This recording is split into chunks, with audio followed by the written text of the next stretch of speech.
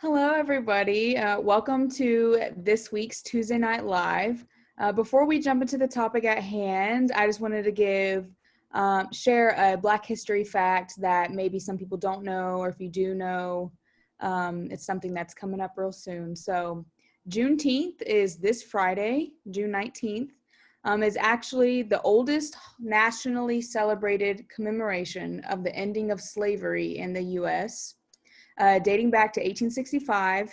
It was on June 19th that the Union soldiers, led by Major General Gordon Granger, landed in Galveston, Texas, which, if you don't know, it is an island. So they traveled all the way down to the island with news that the war had ended, yes, in 1865, and that the enslaved were now free.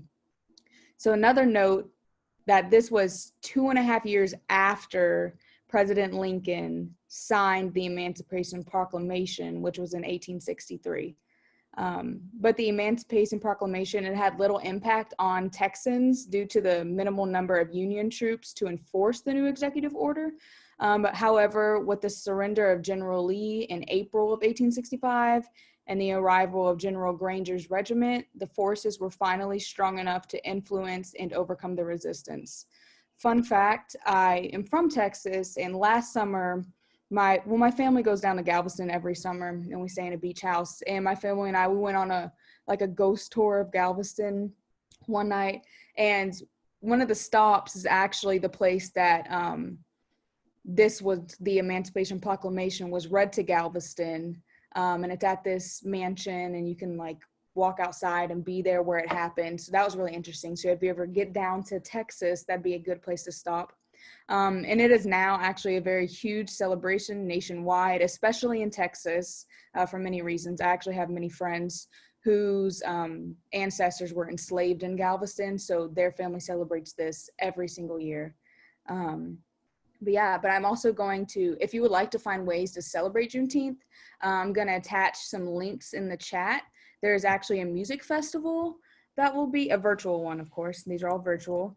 A virtual music festival right here. I just put that in. And then I'm also going to input Montpelier. I forgot, I always say that kind of funny. But they are having some virtual events as well. If you want to learn more about the holiday and Juneteenth, here are some options for you. So I just wanted to say that before we start, and now I'm going to hand it over to our student host for tonight. So I can go first. My name is Zenobia. I am a rising senior. I'm a communication studies major with a double minor in AAAD and WGSS.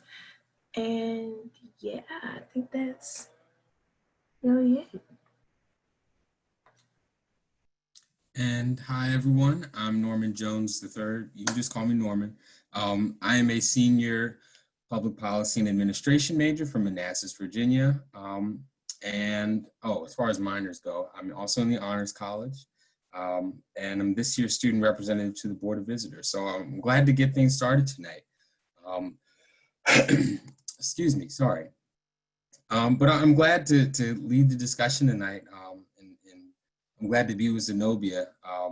We've been in a couple different classroom settings together.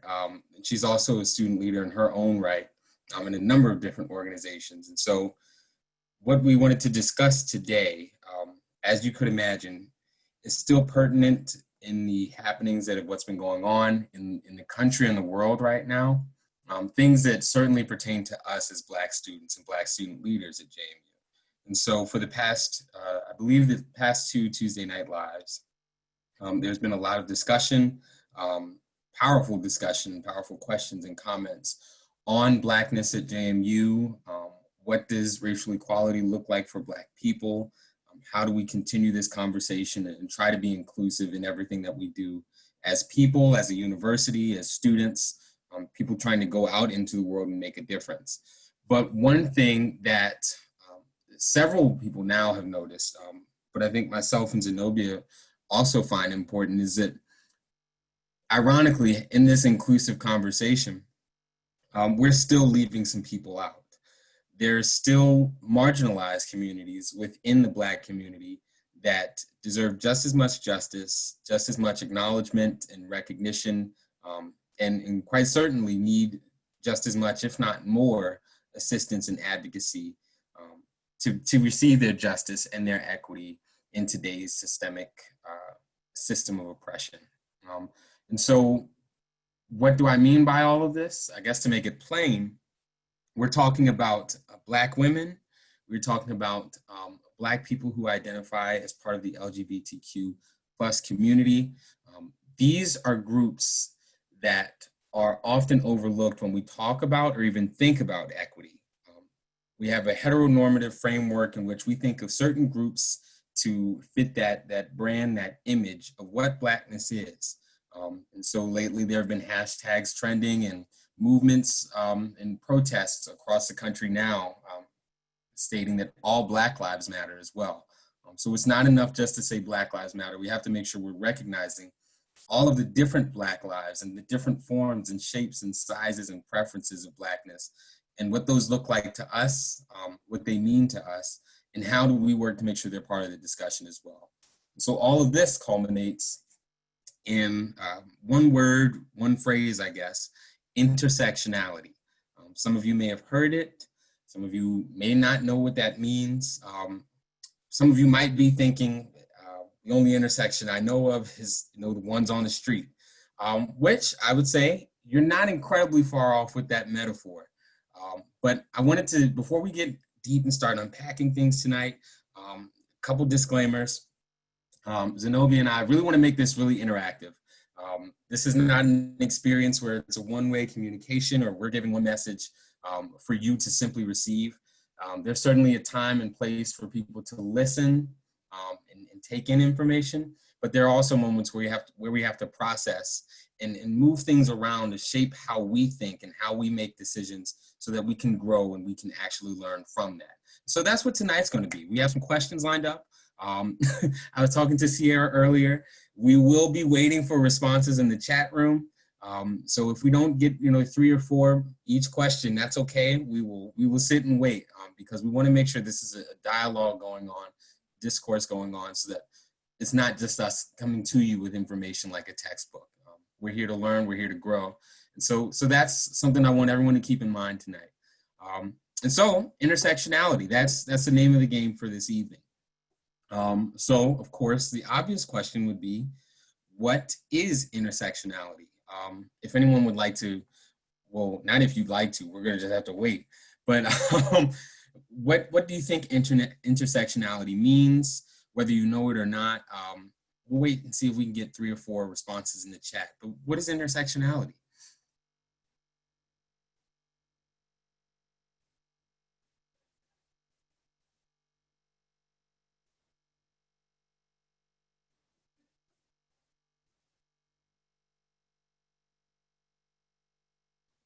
All right, we'll do it. We'll wait. But if we could get 3 or 4 different responses, it's like we've got a good amount of people here tonight. What have you learned? Even if you don't know what this might mean, what are some of your guesses, some of your assumptions? Because that's part of the process of learning too. Okay, we got one. Spencer says it's the cross-section of different identities a person holds all at once, like race, gender, sexual orientation, ability, religion, and so on. Okay, I'm not gonna say what's right or what's wrong yet, but okay, that's one. What else?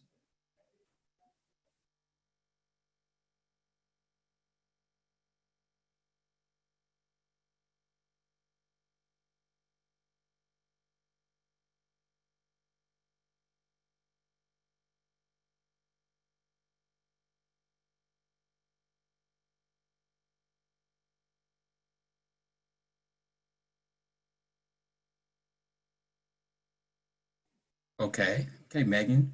The interconnection of different social identities that overlap. Some might be more apparent or marginalized. They might stand out and be at the forefront of one's mind. Okay, that's another one. Let's see if we can get one more. Let's see, I'm the third, so I like 3s.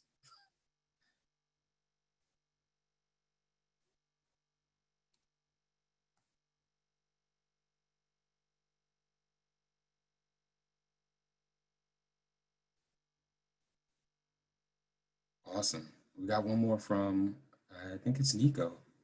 Yeah. The interconnected nature of social cultures such as race, class, and gender. I'd like to say, I think we're in the ballpark here. That's good. So far, at least three people, not counting myself and Zenobia, I think we have a little bit of an idea. But just to make sure we're all on the same page, we actually have a video that we'll see if we can get to display and share the screen or something.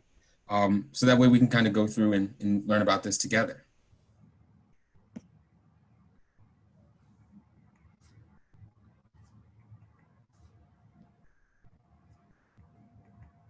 Here we go.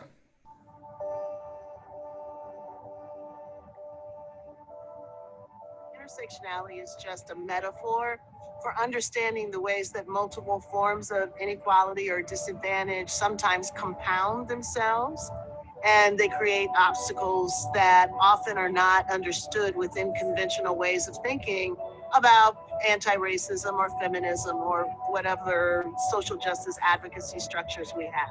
Intersectionality isn't so much a grand theory, it's a prism for understanding certain kinds of problems. African American girls are 6 times more likely to be suspended than white girls. That's probably a race and a gender problem. It's not just a race problem, it's not just a gender problem. So I encourage people to think about how the convergence of race stereotypes or gender stereotypes might actually play out in the classroom, between teachers and students, between students and other students, between students and administrators, and commit themselves to understanding that as a way of intervening and providing equal educational opportunity for all students, regardless of their identities. Identity isn't simply a self-contained unit, it is a relationship between people in history, people in communities, people in institutions. So schools do a good job when they understand that and when they commit themselves to curricular development, to opportunities in the school for all students to understand the histories that have brought us to this particular moment. You can't change outcomes without understanding how they've come about. So independent schools can take the lead on that to be responsive to their student populations and to the communities out of which the students come.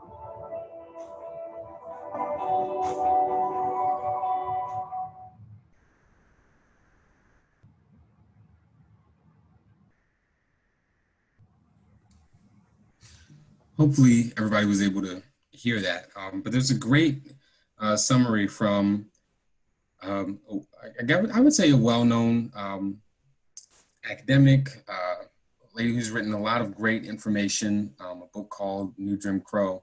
Her name is Kimberly Crenshaw. And she essentially, I don't know if she's coined this phrase of intersectionality. I'm gonna be honest, I'm gonna have to fact check that. But I know that she has been a leader in making sure that it's prominent and well known, as you can see in that snippet.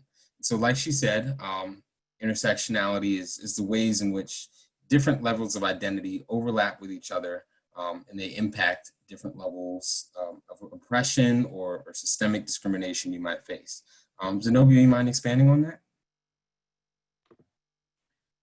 So intersectionality is something that everyone is not, everyone deals with and experiences through their race, their gender, sexual orientation, social class, all of that. So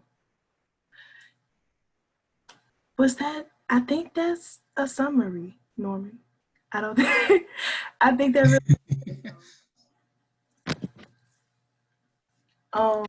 so for the next question, what are some intersectional challenges you have seen or experienced at JMU?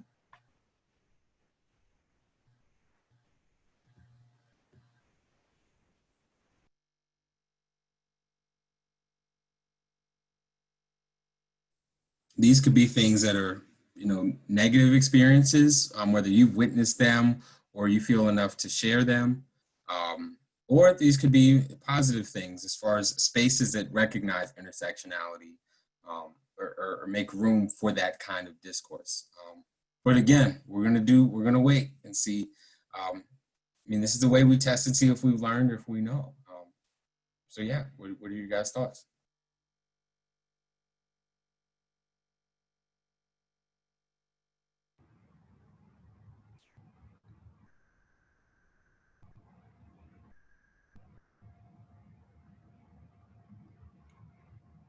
I think I would like to say something, I guess, real quick.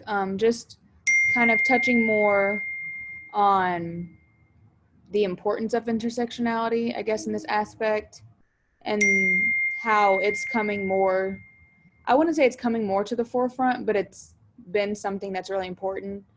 Because I don't know if everyone knows this, but, of course, you can be Black, right? And that's already considered a marginalized identity. And then there are people who are transgender. And when you combine those two together, actually Black transgender women are more likely to be murdered or violently harmed or hurt in some way more than any other population in our country. So I think that just having spaces for them, for people who are have intersecting identities. So like I know example at JMU, we have our SOGI office, which is Office of Sexual Orientation and Gender Identity Expression. I am not in the LGBTQ plus community, but I am an ally. So if there's anyone on here who maybe is a part of that community and didn't know of any resources that we have here at JMU, that is something that that is somewhere that you could go. So I just want to throw that out there real quick. I see that Carlton Smith asked, how do we speak on here? You just unmute your microphone and go ahead and talk.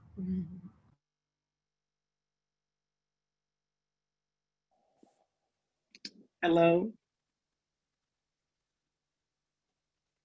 Hey, we can hear you. You're good. Sorry. We can hear you. I was like, oh, is it working? Well, hello, everyone. I'm Carlton Smith. I'm a rising sophomore at JMU. I'm also the SOAP and BSA vice president. And yeah, my experience at JMU when it comes to intersectionality. So I am a gay Black man. So my first, I wouldn't really call it an issue, but when I was partnered with my roommate my first semester, I was the only Black male on my hall and also the only gay male on my hall. So I sort of kind of felt a little like cornered when it came to situations being around everybody else. And it wasn't that people were disrespectful, because I'm a nice person. I give off a friendly vibe. That's just me. But I think that when it comes to spaces like that and you're the only person who is quote unquote different from everybody else, I think that JMU should be a little bit more conscious when they place students, their first year. Because, everybody doesn't come in having a friend that they can room with, because I'm from Richmond. JMU, I don't really know anybody at JMU. I had a couple of friends, but they were of the opposite gender. So, I couldn't room with them. But yeah, that's my experience. I think that's a really good point as well. Also, it's good to hear from you, Carlton. It's been a while, but that's a good point. And that actually ties to what we'll talk about in a second. But yeah, I mean, it's conceptually, it's like Sierra said, there are these different perceptions that we have about identities in the singular. So there are perceptions and stereotypes that I have to combat, or Carlton has to combat, simply as a Black man, or identifying as a Black man. And we're not going to go into what those might be, but there are certain things that we would have to deal with based on that facet of our identity alone.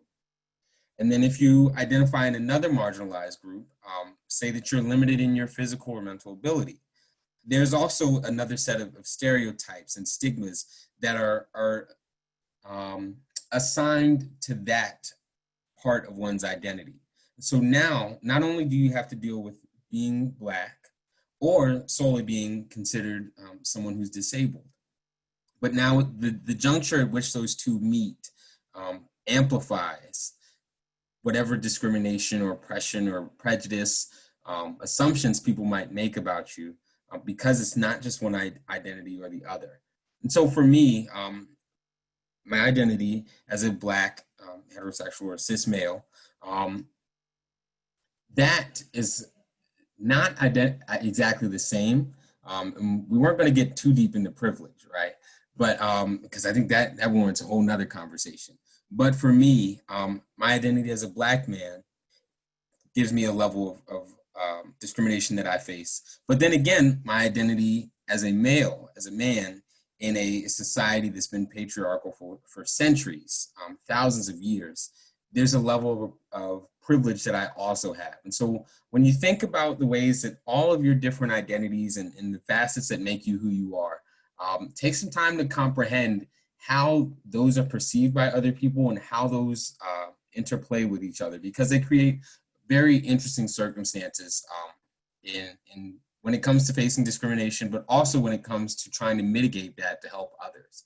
Being mindful of your identity, of your privilege, knowing how to navigate those spaces. From people in marginalized communities, it's not something that we necessarily had to learn. It's something that you just, you grow to. But it's certainly something that you have to adjust to when you aren't exposed to that idea in the first place. So it was great discourse. And I want to make sure I read Nico's comment. He also said intersectionality can also be conceptualized as a group of people that has faced discriminations and disadvantages, which I think is accurate as well. Sierra mentioned Black women. There's oppression that women face.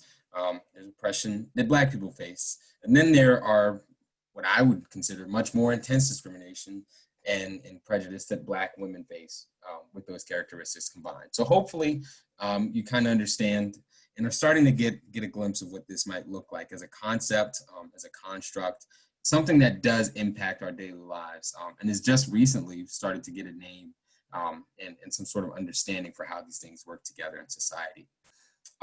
So on to our next question, kind of what Carlton was mentioning as far as things that JMU could do.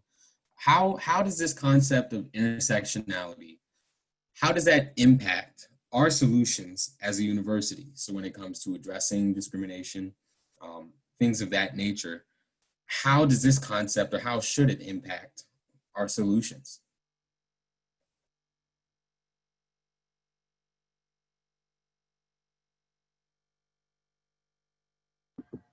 I can start off by saying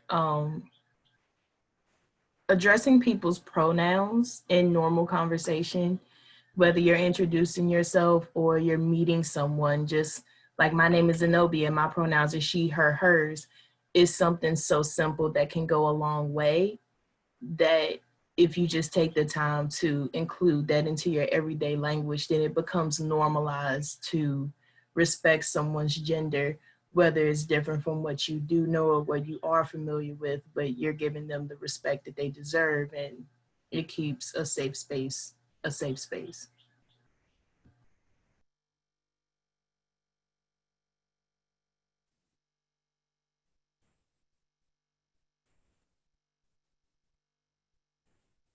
What else? Anybody in the chat? That was a really good point, Zenobia, because there is a certain level of normalization and growing to make some of these things a part of your daily lives and thought processes. Things that, admittedly, I struggle with sometimes, but it's important, so you take the extra effort and the extra thought to make that happen. But what about anybody else, viewing? How does this concept impact our solutions as a university? Zenobia mentioned pronouns. What else?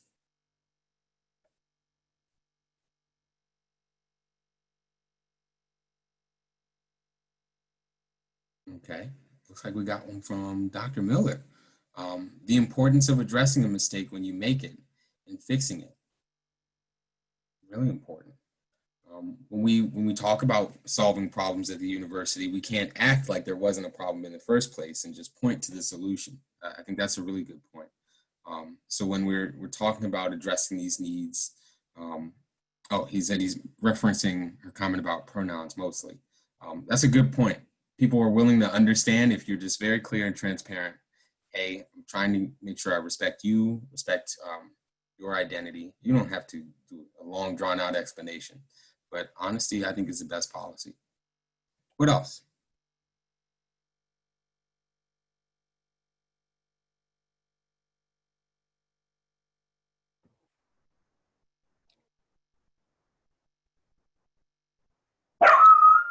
It's my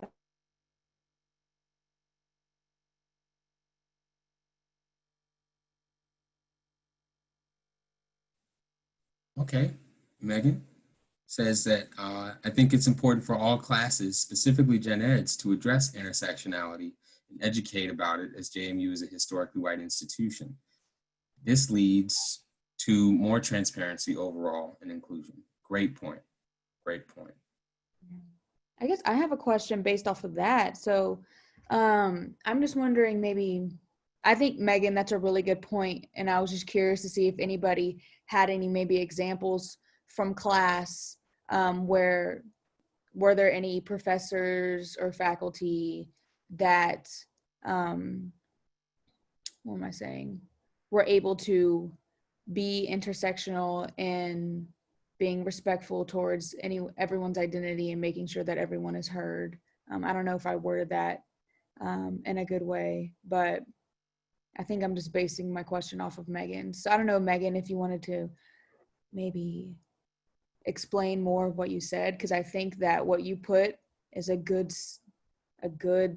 comment, and I would like to kind of hear more about why you put it.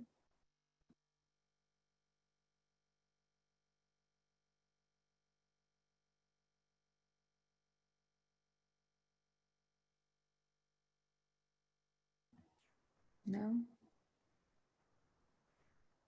Okay. She's gonna type it.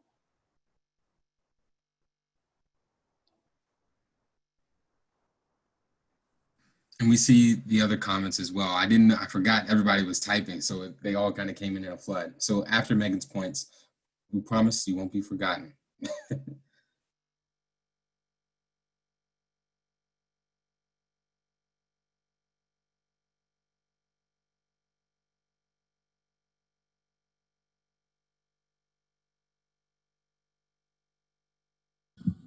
Can I just say it out loud? Yeah. Okay, thanks. So I think I'm rather privileged to have been in classes where that was like the nature of the content, to study intersectionality, and I was in intercultural communications, and I was in a lot of like women and gender studies classes, and so that's what we learn about, like those topics. That's our whole course is dedicated to that. However, I can't really imagine maybe more in like the math and science majors. I can't imagine those classes really going over that sort of content, because that's not what the nature of what they're learning. But I think it's important to even address those things, especially talking about like women in STEM or something like that, you know, where you don't usually see those kind of social identities in those majors or in those courses. And I think that's an important thing to address, because that's what you're learning about. But I think more classes like the humanities, like College of Arts and Letters kind of stuff, I think that content just naturally leads itself to have those conversations, but not everywhere on campus does. That's a really good point. I mean, even tonight, you know, not everybody's on here. So it'd be a much different conversation when we have a larger group of people who may not be aware. So making sure that we continue these kinds of things so that other people have access to knowledge, because as much as we'd like to believe it or not, I think sometimes there are people who just don't know. There are some people who are willfully ignorant, which is different. But there's a certain part of education where there's just people who don't know information. So we have to do our best to bring that to them, if you will. Yeah. Let's see. I'm trying to figure out how to scroll and read some of the other comments that popped up. Yeah. We got a lot going. Okay, wow. I'll start from the top, I think. Scroll.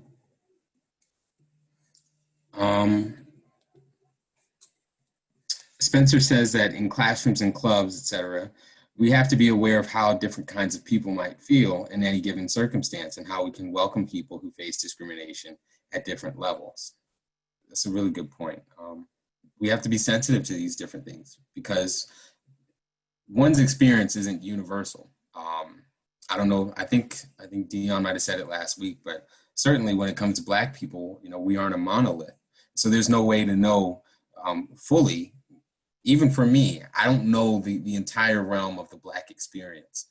So we have to be willing to understand and come in open-minded when other people face discrimination at different levels. Sarah says that I think when working to make a more equitable future at JMU, we need to make sure that we're including a variety of people at the table through keeping intersectionality in mind, which is another fantastic point.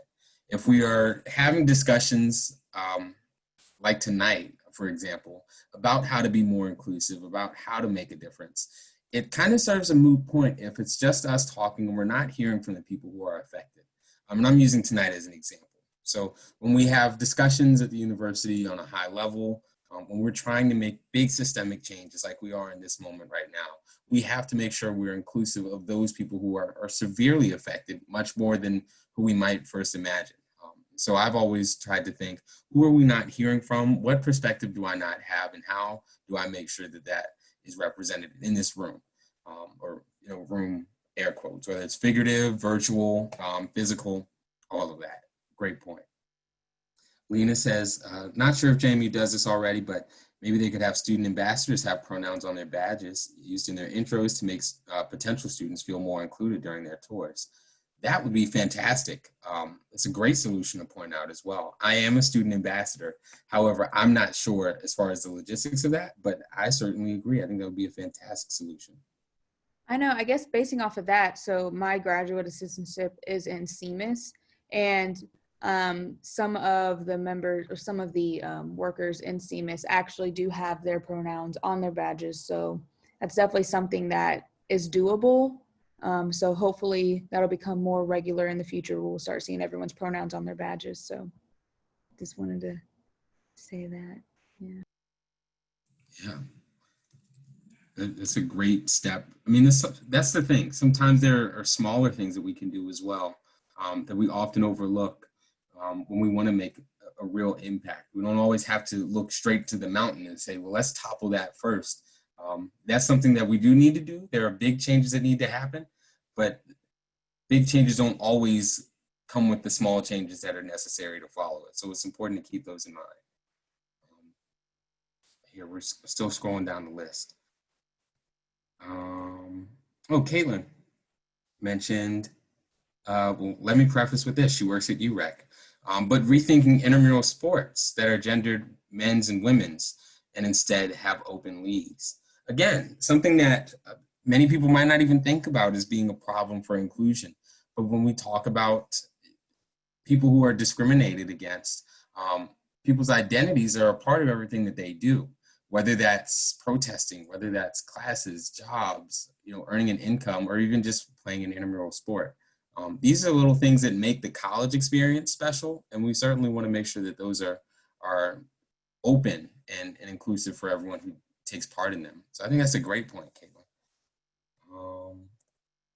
Here we go. I keep having to scroll. Let's see. I can read this one. Are you looking at the one from, so after the one from Caitlin, Jennifer, she put, our question should always be, how can we center our most marginalized communities in our solutions? So thinking about Black women, trans women of color, folks with different abilities, undocumented students, etc., and everything that we do. As we think about how COVID impacts our students, for example, we need to think about our low-income students, students with varying ability levels, students from difficult home backgrounds, could be LGBTQ+, students or survivors of violence, students with compromised immune systems in the center of our response and support. Yeah, I mean, I definitely think that like Jennifer hit the nail on the head. Jennifer, you were able to include a multitude of identities that could all intersect at once. And how does that affect the college experience when a lot of the times You know, historically, colleges and universities were made for a certain type of person. So a lot of the times it's institutionalized of who is accommodated and who isn't, and who collegiate spaces were built for. So I think that for those of us who work at colleges and universities, recognizing these things is really important. So kudos to you. And I think Carson went off of that point too. But yeah, going off of Jennifer's point, thinking about how we define what is being learned about. Carson works in the Leadership Center, and think, what leadership lessons are we teaching and whose voices are being highlighted?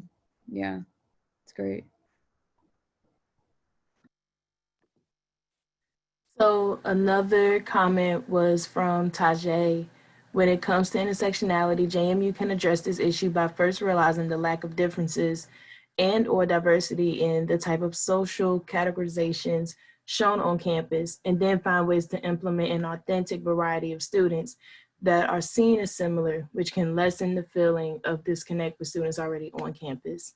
I feel like a lot of times students don't see themselves on campus, so it makes them have a harder time to actually feel included and feel like they do have a voice, or they do have a safe space for themselves and their identities here on campus. Because I know for me personally, I don't see myself until I go to CMIS and certain other spaces that I've been able to find people that I can come with, and you know, they share similar identities with me or experiences as me.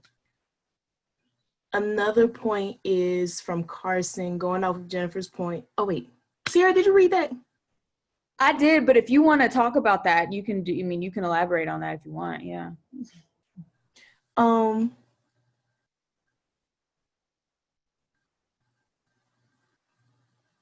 I think you got it, Sierra. I think you got that one.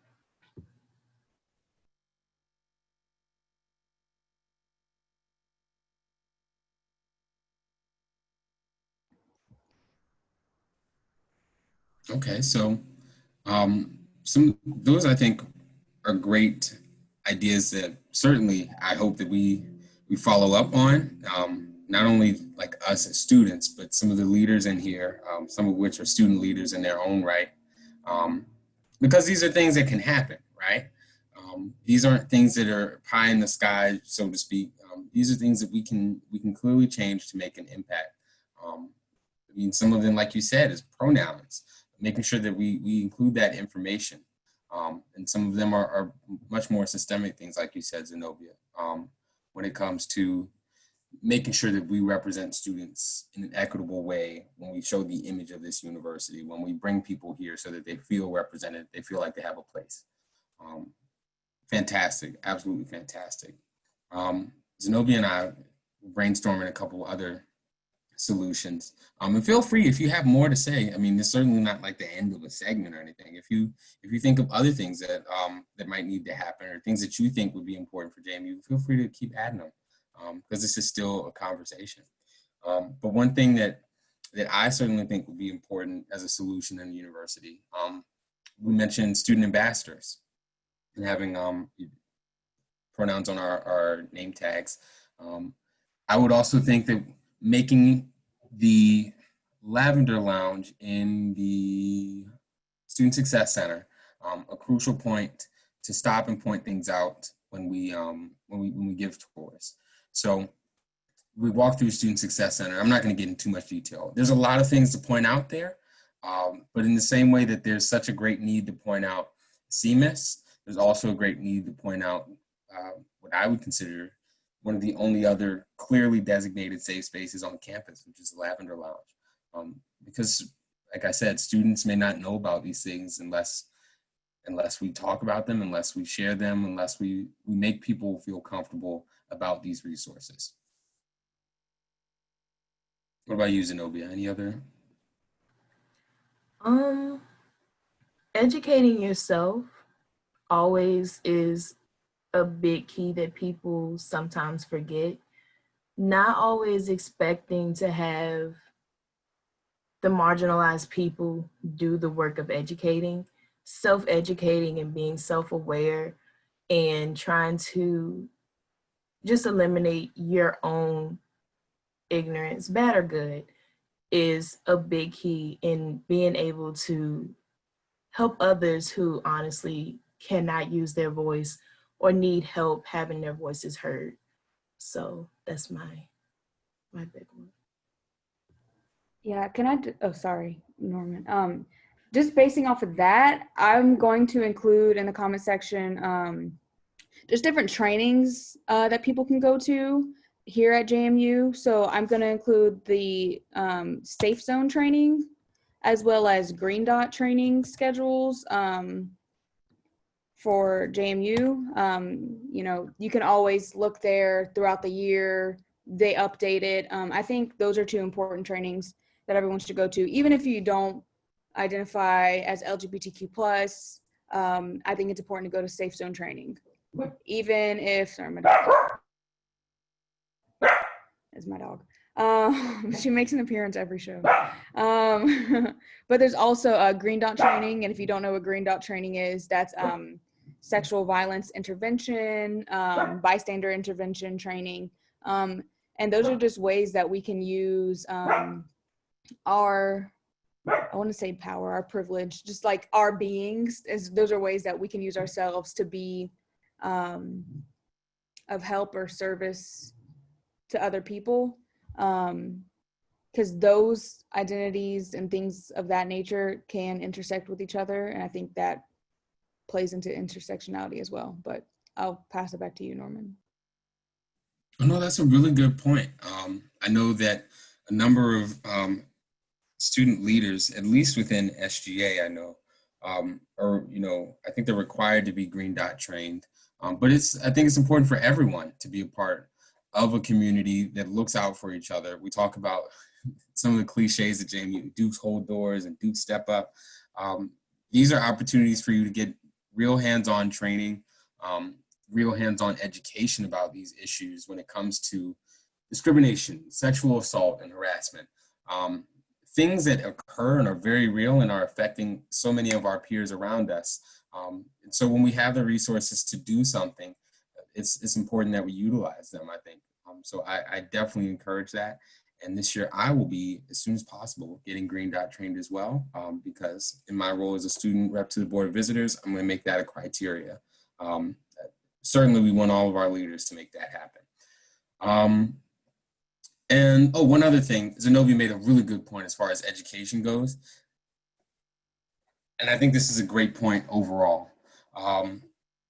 When we talk about being inclusive, and I've said that word like 80 times today, and making sure that we support everyone, making sure that we're coming together as a community to combat these systems of oppression, it always comes down to you. What can you do? Because you can support, you can be educated, but there's a certain level of action and agency that has to be, you know, on an individual level to make a collective impact. So the same way that voting works, I would say, as an analogy, you have to vote and your neighbor has to vote and your uncle has to vote in order for you to have a collective impact, ideally in your favor, right? So for you to be an ally yourself, it's a great thing for you to do that. But if we're not continuing to be an ally in the sense that we're doing outreach, that we're trying to get other people involved and really trying to make sure that everyone is a part of this, the return on that action is rather marginal. So there's an agency part where it takes your effort, but it also takes collective effort to make systemic changes. And one thing I want to point out as far as on the individual aspect, once you get educated, look out for some of the organizations on campus that are doing this work, that are part of these communities, like Madison Equality, Shades of Pride, and those are just the top two off that I can think of right now. But we have a wide array of opportunities at JMU for each and every one of us to be a part of this conversation, to learn more, show up, care, be visible, because that's also a way for you to be an ally, to really show up for the students that are affected the most. So I highly encourage you to be on the lookout for any events at Shades of Pride, Madison Equality, and any other groups that are specifically focusing on events or student populations that deal with intersectional identity, specifically the LGBTQ plus community. Please be on the lookout for those. That's how we make change happen, and that's how we do work. A couple things I do want to acknowledge. Caitlin mentioned, are there universal restrooms on every building on campus? I know that, I'm pretty sure that's not the case everywhere. I know that Jennings Hall has a pretty cool bathroom setup to be inclusive for everyone. I might have to tag team here. Dr. Miller, if you're there, could you get some insight on some of the institutional things that JMU does, whether it's restrooms or other programs, things like that? Sure, Norman, thanks. So it is a work in progress. There are universal restrooms in many buildings, but we have work to do still in that area. I know that as we renovate buildings, we're then getting those back up, or not up, back up, but up to code. So as we adjust a building and go into it, we're able to make some of those changes. It's hard to do it in some of the older buildings as a one-off, but I don't have a full list, but I know it's an area where we have not met the need yet. So there are a lot, but it's not all there. And Misty's point too, not all of them are even accessible yet. So that is a challenge to get some of those up to code. And some people might say, what's the big deal? And I don't know this about all of our buildings. I know from my previous institution, it was hard to do in some of those rooms because the buildings were so old. You had asbestos and other things in some of those spaces. I know nothing about the JMU buildings, if that's a reality, but typically if things were built in 40s, 50s, 60s, you have to do a lot just to do a bathroom. So normally we have to get all the buildings up to code when we do a major renovation. So as we're doing that with buildings, they'll get caught up. So for example, when we reopen the Shoker building, the COB building, the old section, that will be up to code and have more universal bathrooms and things like that. So we'll work towards that in every single building as we go. Hope that helps. I think it does. But thank you, Dr. Miller. And just one last comment, and I know Zenobia has the next question, which I believe might be our final one for the evening. Misty, you bring up a good point that I want to make sure we understand as well. Even though a lot of this discourse right now has focused on the LGBTQ+ community, personally, I think that is a community that is heavily undervalued, underrecognized, and it's an important facet for us to pay attention to. But intersectionality is the encompassing of all of these identities. Because there can be a Black trans disabled person that is really, really facing things that I could never fully ever understand or grapple with. So when we talk about discrimination, when we talk about intersectionality, remember that this is much broader than just one facet of identity, one facet of marginalization. Quite literally, it's about all of these things.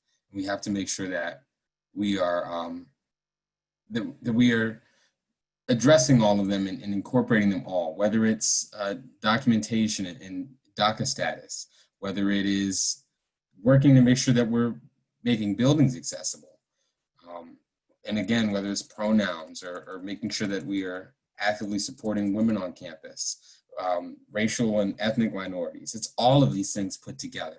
So hopefully that comes across. And I know today we used a couple of different examples in specific, but that is something I want to make sure we reiterate.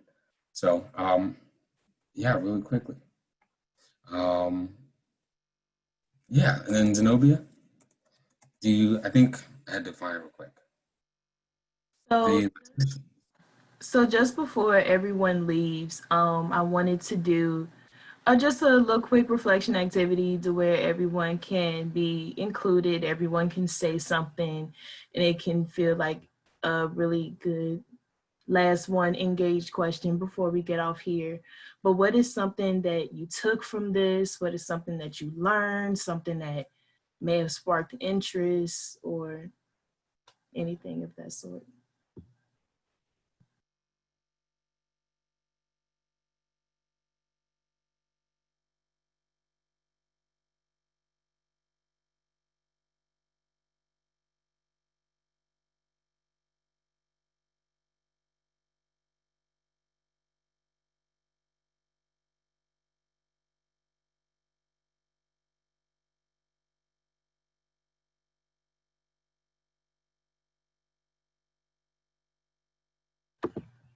So Maya said the need to announce our pronouns to make others feel comfortable.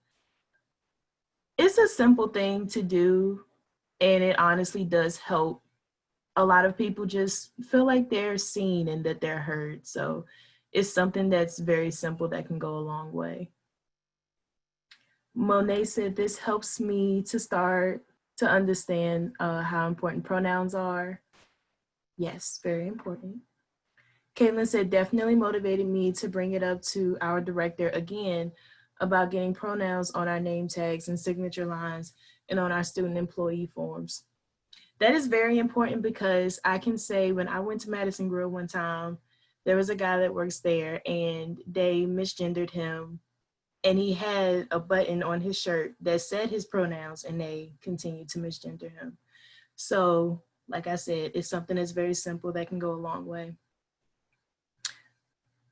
And Norman, if you want to read some of them. Yeah, we could do an alternation thing. I'll read one, you read one, and we'll go back and forth because they're coming in. They are. I am surprised. I am so glad all of you were so interactive today. Spencer says, continuing to emphasize intersectionality at my job as we learn how to better serve students. 100%. This is a realization, just briefly, that I've had not only this year, but certainly in the wake of the number of activists, the number of innocent Black people, Black trans people who have been killed in the past 2 weeks. I've certainly recognized that the same way that I advocate for Blackness, I need to advocate for all Blackness, because I'm doing a disservice if I don't. And I should do that wherever I am in any role that I'm in. We all have a duty to look out for each other and care for each other.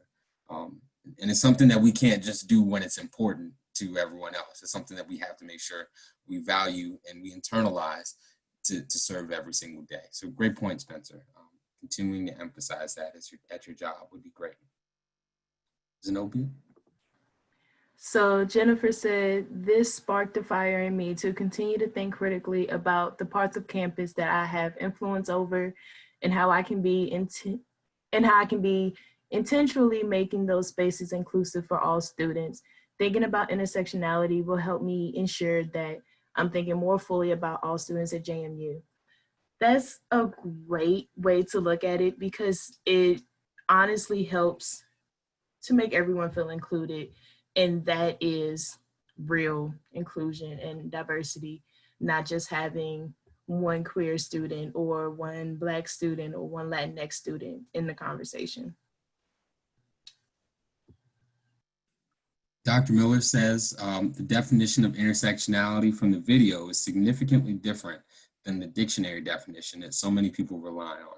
It's important to engage with and understand this concept in a broader context. Absolutely. I mean, it's just so much bigger than, even every time I think about how I interpret this concept, I have to step back and realize that it's not just one example that can be used. It's a concept that applies to everyone. Everyone has multiple facets of their identity that impact your daily lives. And so everyone is intersectional in a way. It's just some of us, our intersectionality works to hold us back more than it does for other people. So absolutely great point. It's certainly broad. And if anyone would like those video links, I know Sierra sent earlier a link to the full TED Talk from Kimberly Crenshaw, which I highly encourage you to watch because it's fantastic. We can also send out the shorter video as well if you'd like those. So great point, Dr. Miller. So I do not want to say your name wrong. I feel like I'm gonna mess this. His name is Kuda. Kuda. Okay, I was gonna get it right. Okay, the significance that doing things like introducing yourself with your pronouns and doing other small things to make a difference for getting inclusion. Like I said, something so small can genuinely go a long way. I've had conversations with people where I've started off saying my name is Zenobia and this is my pronouns, and it's helped me prevent to misgender a person just because of what I'm assuming a person's gender is. So, yeah. Misty says, I really appreciated Jennifer's framing. Our question should always be, How can we center our most marginalized communities in our solutions? Fantastic point. I think that stands on its own. If we're taking care of the people who need things most, I think we're raising the tide for everyone when we're looking to help those who are in need the most. That's my opinion on that. So great point, Misty. So Brandon is a campus minister and said that this information has helped me know how to make students feel more welcome when they join our group and help eliminate the negativity that is often associated with Christian organizations. I actually had this conversation with someone about Christianity and how contradicting sometimes it can be. And as young adults and students who are coming to a place to learn about themselves and to explore themselves, it's important for organizations to be mindful that people are people and that everyone is hopefully looking for a way to better themselves and not looking to be judged, especially in organizations such as Christian organizations, because ultimately, for my Christian people, God said, "Thou shalt not judge," and that was one of his top commandments. So that's the one thing we need to keep in mind, is that it's not our place to judge or place judgment upon anyone, because it's not our right, it's not our job.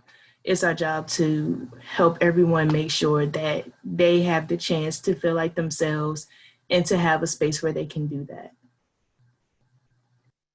And just to tag on to that, as someone who identifies as a Christian, see, another facet of identity, religion, surprise, there's even more intersectionality there. And we could have a whole nother hour worth of conversation on that. But my thought has always been, like Zenobia said, my job isn't to judge, my job is to love. My job is to be compassionate for other people, because that's ultimately what I need as well. And I think that goes beyond faith. I think that's just a human thing. Our job is to care for each other. Otherwise, what are you doing as a student? What are you doing as a leader? What are you doing as someone in a world where we need to care about each other to make positive things happen? Rebecca says, always think to include various voices and experiences in how we plan and program for students. Our experience is always limited to what we know.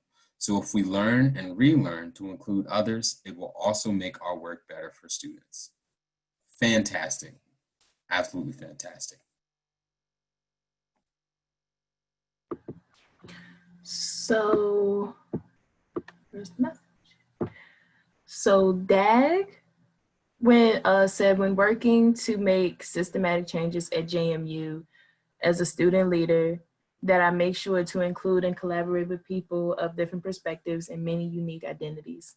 I can say from my own leadership experience, we reached out to as many organizations as we could, whether it was organizations within Siemens, outside of Siemens, predominantly white organizations, queer organizations, just to bridge, or at least try to bridge a gap between communities, to just show that every space can be a space where all identities can be included and can even just be addressed or acknowledged. So that was a great point.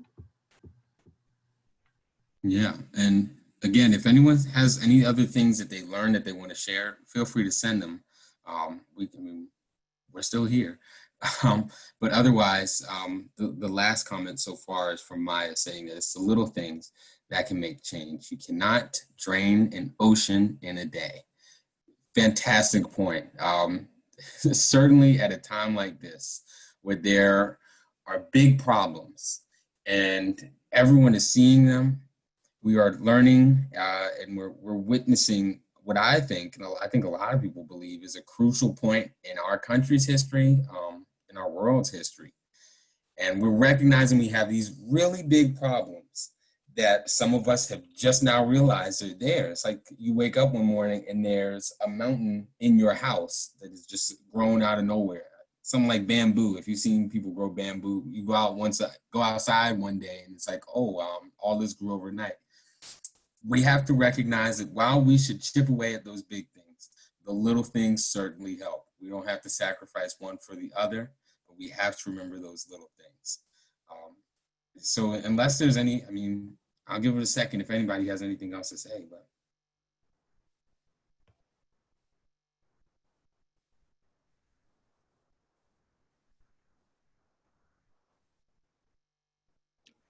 Yeah, I think Okay. someone was saying something. No, I think someone in the chat just said thank you. You're welcome, Spencer. Thanks, Spencer. I think I really like what Maya said about you cannot drain an ocean in a day. And then Norman, when you said all of a sudden you wake up one day and there's a mountain in your house, I was like, wow, that is like, because some people need to be able to see things and imagine what it'd be like. And so a mountain in your house, I really like that. But if anyone doesn't have any other comments, I would like to close with some, I guess you could say like announcements or a little closing session. So as many of y'all know, June is actually Pride Month. And I would like to acknowledge our Marsha P. Johnson in this moment right now. As some of you may know, Marsha P. Johnson was a transgender Black woman, and she was very pivotal in the Stonewall riots that occurred in, I think it was in Greenwich, somewhere in New York City. And this happened, happened for a couple of days. And let's see, what was I gonna say? So it happened over a couple of days, and the riots actually were widely considered one of the most important events leading to the gay liberation movement and the modern fight for LGBTQ plus rights in our country. And Marsha P. Johnson, like I said, a Black woman who was also transgender. So her intersectionality in terms of her identities, it's important that we support people who have a crossroads of identities and whether they be marginalized or not.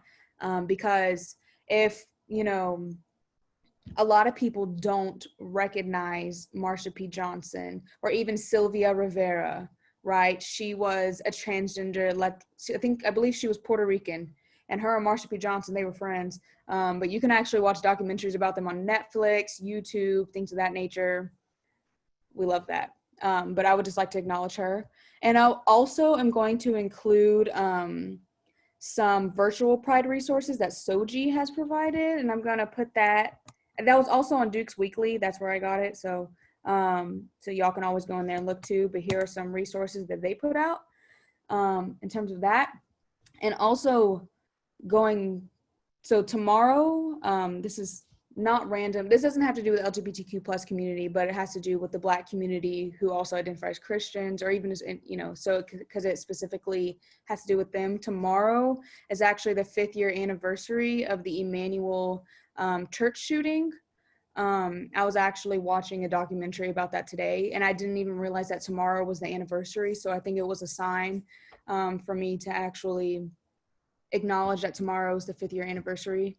And I would like to read the names of those who were lost in that tragedy. If you're not too familiar with what happened, a white supremacist walked into a very historic Black church in Charleston, South Carolina, joined their Bible study, and decided to go on a shooting rampage.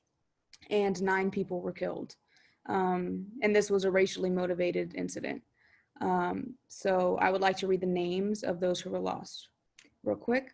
We had Clementa Pickney, Cynthia Hurd, Susie Jackson, Ethel Lee Lance, DePayne Middleton Doctor, Tywanza Sanders, Daniel Simmons, Sharonda Coleman Singleton, and Myra Thompson.